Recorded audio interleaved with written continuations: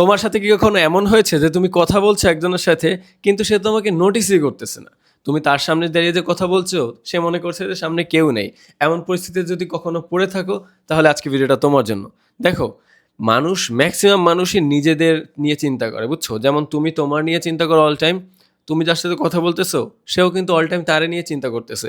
এখন তুমি যদি তার সামনে গিয়ে তোমার বয়ান শুরু করে দাও যে আমি এটা করছি, আমি ওইটা করছি, সে অবশ্যই ইন্টারেস্টেড হবে না।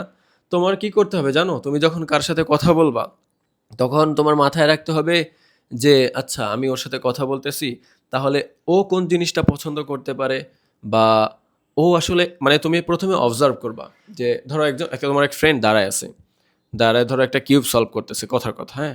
ধরো তোমার ফ্রেন্ড কিউব সলভ করতে পারে, তো দাঁড়ায় দাঁড়ায় কিউব নিয়ে হাতে নাড়াচাড়া করতেছে। তুমি যা যদি এটা বলো যে দোস্ত, আমিও তো অনেকদিন আগে কিউব মিলানো শিখেছিলাম বা শিখতে চাইছিলাম, তারপরে হচ্ছে কি জানিস, আমার কিউবটা ভেঙে গেছে, বা আমার একটা ফ্রেন্ডকে দিছিলাম, ও আর ফেরত দেয় নাই। তো এই টাইপের গল্প যদি দাও, তাহলে গল্পটা তোমার কেন্দ্রিক হচ্ছে।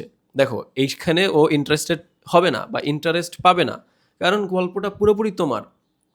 তুমি যদি এই পরিস্থিতিটাকে একটু ভিন্নভাবে চিন্তা করো যে দোস্ত, তোর হাতে যে কিউব দেখতেছি, তুই কি কিউব মেলাতে পারিস? বা আসলে তুই কি কিউব মেলাতে পারিস, বা এটা কোথা থেকে কিনছিস, বা কত নিচে, বা তোর কোন কোন কিউব ভালো লাগে, বা এটা কি ভালো, বা দেখো এখন কনভারসেশনটা কিন্তু তোমার বন্ধুর কেন্দ্রিক হচ্ছে। এখন ডেফিনেটলি ও এই কনভারসেশনে ইন্টারেস্টেড ফিল করবে। সো মূলত তোমার কথা বলার সময় তোমার অপোজিট যে আছে, তুমি যার সাথে কথা বলছো, ওর কথাটা মাথায় রাখবা অলওয়েজ, বা ওর কেন্দ্রিক কনভারসেশন করার চিন্তা করবা। আরেকটা জিনিস দেখো, আমাদের ম্যাক্সিমামের প্রবলেম হচ্ছে কি জানো, আমরা সবাই বলতে চাই কিন্তু কেউই শুনতে চায় না।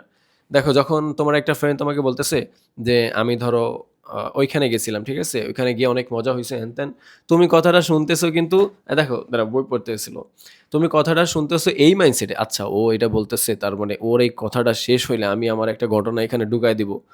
তুমি এই মাইন্ডসেটে শুনতেছো, তার জন্য তুমি ও কি বলতেছে তুমি অতটা ভালোভাবে শুনতেছো না বা রেসপন্সও করতেছো না। কিন্তু তোমার এইটার জন্যই তুমি তোমার কনভারসেশনগুলো ফেল করতেছো, বা তোমার কথা মানুষজন, মানে মানুষ তোমাকে ভ্যালু দিতেছে না, তোমার কথাবার্তা ভ্যালু দিতেছে না। তোমার এখানে করতে হবে কি, ওর প্রতিটা কথা মনোযোগ দিয়ে শুনতে হবে। এমন না যে আমি ভাব ধরতেছি যে না সে বলে মনোযোগ দিয়ে শুনতেছি, কিন্তু তোমার রিয়েলি মনোযোগ দিয়ে শুনতে হবে। তারপরে ওইটার উপরে রিয়াক্ট করতে হবে। আরেকটা জিনিস দেখো, তুমি যে বলতেছো, তুমি ভাবতে পারো যে আচ্ছা, আমি যদি সবার কথা শুনে আমার কথা কে শুনবে? ভাই, এইখানেই তো মজার ব্যাপার। দেখো, how to talk to anyone, এই বইটা আমি পড়েছিলাম, এখানে কথা বলার অনেক ট্রিক্স আছে, ঠিক আছে?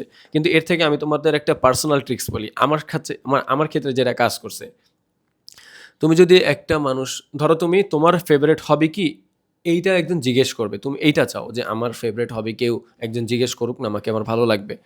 তুমি মানে শুরু করে দেবে কনভারসেশন। আচ্ছা বন্ধু, তোমার ফেভারিট হবি কি? তোমার কি ভালো লাগে? আচ্ছা, এটা কেন ভালো লাগে, ওইটা কেন ভালো লাগে, আচ্ছা এটা কি তোমার ভালো লাগে?